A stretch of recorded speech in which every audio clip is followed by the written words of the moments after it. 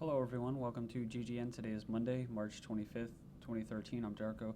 I'm going to just start right away with Syria and Israel news and other news, of course, including Asia, North Korea, and that. Second video, I'll get into the economy, especially Cyprus, income inequality and poverty.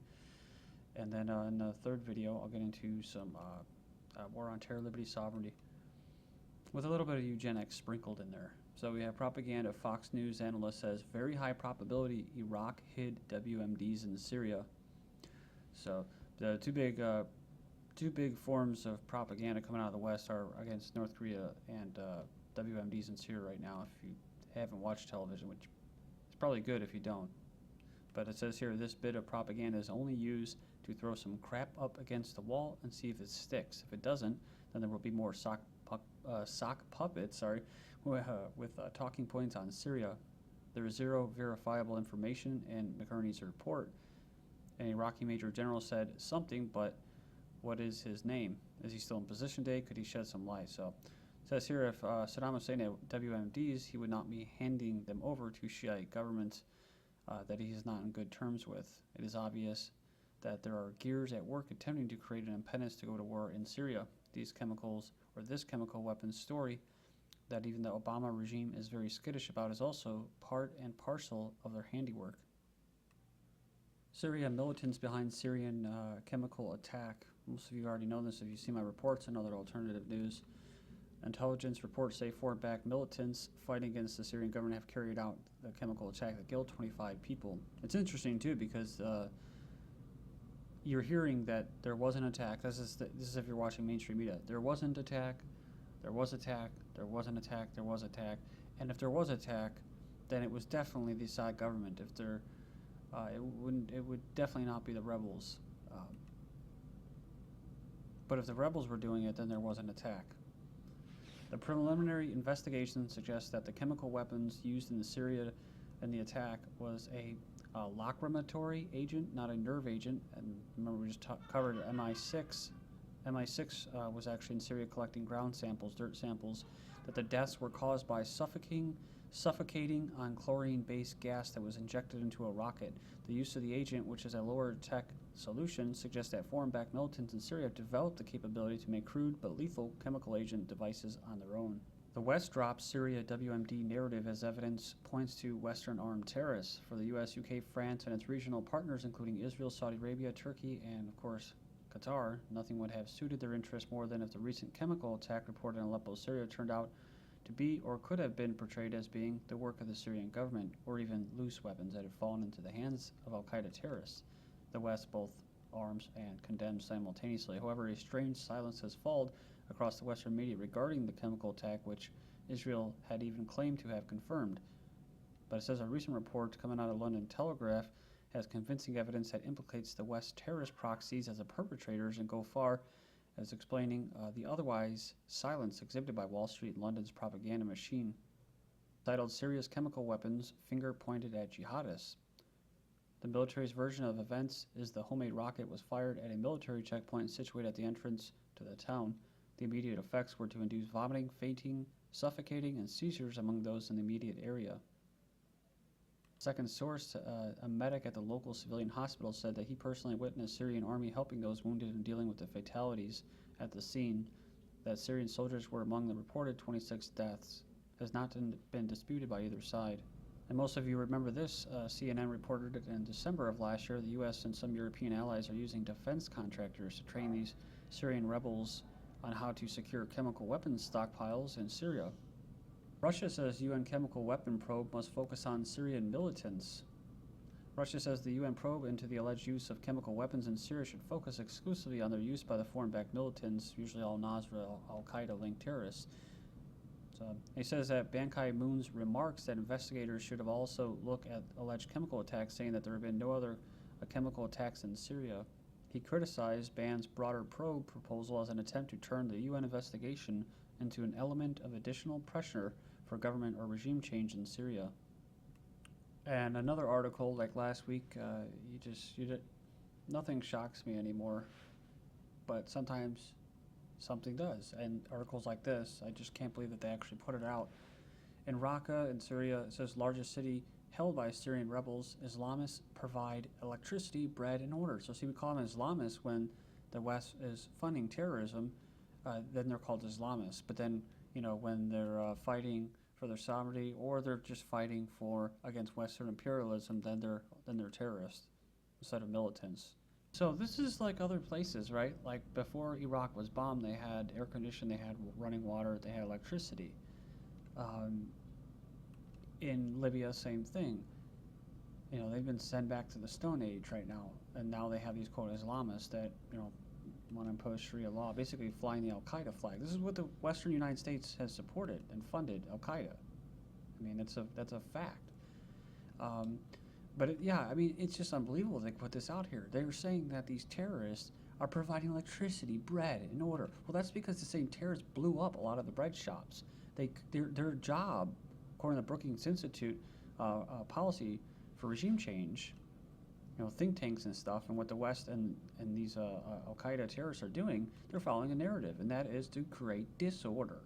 So that they can come in and create order, then they can offer their bread and provide electricity, all things that were provided before. They say Raqqa is a shining example of what can happen when you kill a bunch of innocent people. It says people are afraid of us, and some of them even started writing the warnings on the shops themselves, talking about spray painting warnings to would-be thieves on shop shutters.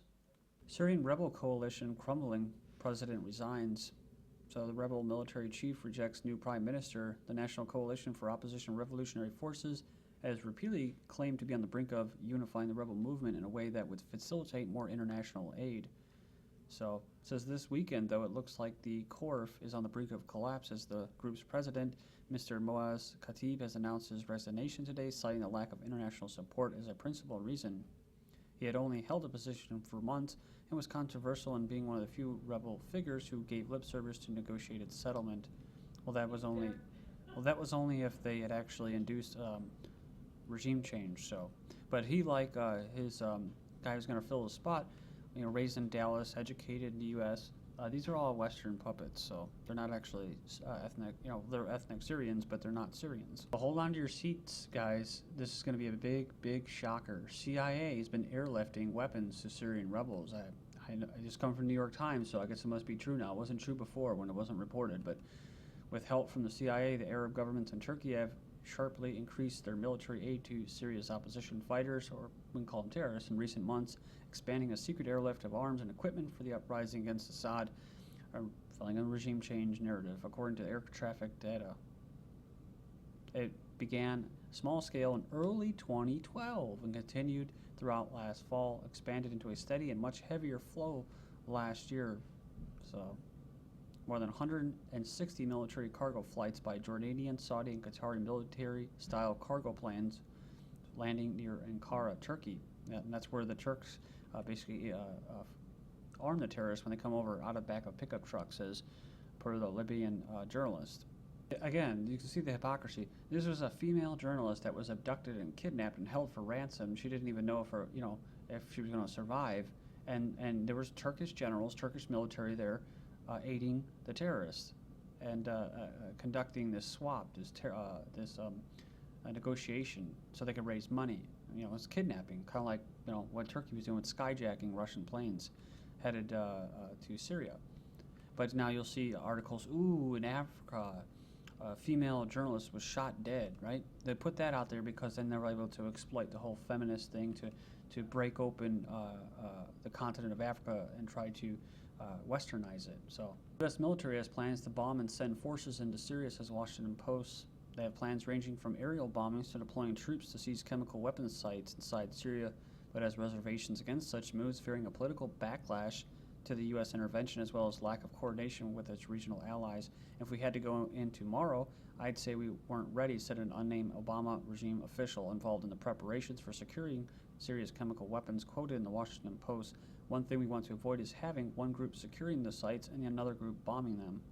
John Kerry demands Iraq stop arms flow to Syria even as U.S. arms and funds al-Qaeda. Absurd demands were put forth by Secretary of State John Kerry regarding Iraqi airspace and alleged aircraft passing through it with arms and cash supposedly destined for the Syrian government. The Washington Post reported an article. Kerry Iraq helping Syria's Assad by allowing arms. Now, let's not forget what we just went over about the CIA and the London Telegraph titled U.S. and Europe Major Airlift of Arms to Syrian Rebels. Maliki of Iraq rejects Kerry's demand to bar Iran overflights, refuses to make any changes without evidence. Israel fires into Syria after a Golan attack on the troops. So this is from March 24th. It says Israel said it fired into Syria on Sunday and destroyed a machine gun position in the Golan Heights from where shots had been fired at Israeli soldiers in a further spillover of the Syrian civil war along a tense front. Of course, they say they're immediately not clear whether Israel held Syrian troops or rebels responsible. Shells have fallen several times inside Israeli-controlled territory. That's land that they stole during the Syrian civil war, which is actually an invasion by foreign-backed mercenaries and terrorists. So if you like the word games there, I have to put that out there because it's just completely rife with disinformation, misinformation. But the thing is that when these shells land over the border, like in Israel, it's like Turkey. It's actually the terrorists firing mortar shells into Turkey. The same people that are actually funding them, or arming them with these weapons that are coming from the CIA in the West. And then they can blame it on the Assad government. So like in Israel, they can blame it on the Assad government, right? When the rebels kidnapped UN workers, I haven't heard any news about what happened to them, but what happened? They blamed it on the Assad government. When just prior to that, within the days, they had actually had that whole area along the border of Israel basically held. They were holding that area, so I knew it was them. And of course, they came out days later saying that it was the rebels that were kidnapping UN workers. See, again, those are people that are supposed to help them, right? The UN is supposed to be there to help these Al-Qaeda terrorists or these freedom fighters or rebels. So none of it makes sense unless you know what's going on behind the scenes. This, of course, helps Israeli expansion policy. White House move to let Pentagon take over CIA armed drones sparks concern. So they said here, we were talking about, them actually being held accountable instead of like these stealthy assassination drone strikes by the CIA. It says here, she expressed, Dianne Feinstein, this witch, she expressed confidence with the CIA's handling of drone attacks and questioned if the DoD would exercise the same restraint of the controversial program. We watched all the intelligence aspect of the drone program, how they function, quality of intelligence. It says, watching the agency exercise patience and discretion when they kill women and children in Pakistan. The military armed drone program has not done that nearly as well. So, not because they haven't done it as much, right? So, that's what's so unbelievable. Again, another jaw-dropping argument here made by Feinstein that somehow it's gonna be worse when they're actually accountable for when they kill people via drone strikes. Israel mulls buffer zone on border with Syria. So this may develop into a de facto no-fly zone with Turkey and their Patriot missile defense systems and Israel if they decide to position their Iron Dome system on the Golan Heights. Now that Turkey and Israel have decided to bury the hatchets, Syria will be priority one. NATO and the U.S. does not want to see Assad fall without being in command and control positions. Syrians are not going to stand by while the Muslim Brotherhood steps in to key political positions and run the country. With Western backing, Assad is just the tip of the iceberg. So Israeli general has raised the possibility of creating a buffer zone in Syria in cooperation with local forces weary of jihadist fighters.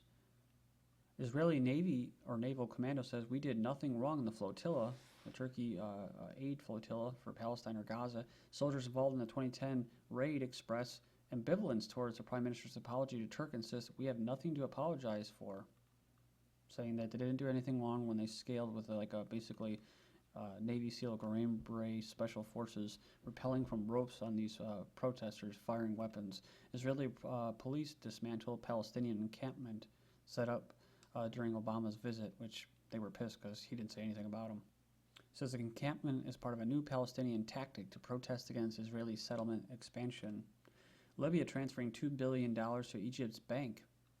So that's pretty interesting, isn't it? It says here they're going to round up possible extradition at least 3 prominent loyalists to Gaddafi. So, in Africa, the Dagger Brigade readies for AFRICOM mission. 4,000 soldiers of the U.S. infantry trained for U.S. AFRICOM. Expected later this year. U.S. stages military exercises in North and West Africa. Pentagon involves at least 20 states and offshore and ground operations. Central African Republican rebels in capital. France sends troops, so this is kind of a big deal. This is part of recolonization and exploitation of resources. Angela Jolie and British Foreign Minister visit Rwanda and learn how to better protect women.